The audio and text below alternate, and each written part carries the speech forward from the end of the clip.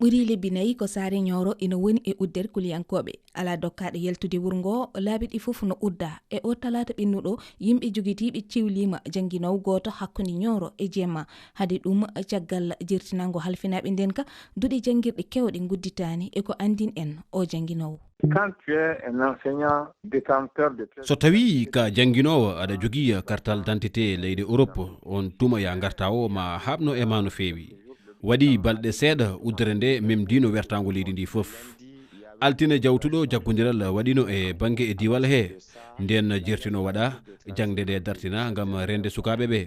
Janguinowo ko hanki tan nanga ya garta o nana tan ɓeydo sattude. Les déplacements se font de plus en plus rares et les déplacements se font de plus en plus risqués. Handi golle e nder saare nde fof no darti ko ñamete leɗɗe cafroji fof ngala ɓeydi hen kadi ngakkere ndiyam e kuɓɓam e wiide o seede men. Hande le saare Nioro a wawa yaltude 1 kilométre terroriste en wonto ɗo papima an vinde a ɓingel Nioro suwa ɓe marima suwa ɓe naima ɓe mbawa yaltude nyamudi wala lekki wala ɓe ngala ndiyam ɓe ngala courant wala fu ko natto hali charbon natta. Andinde gila aljuma fedde jenim ina sali natugol nder Nioro kala otoji gaddoji nguura ete ɗum wonan ko ɓe luldino.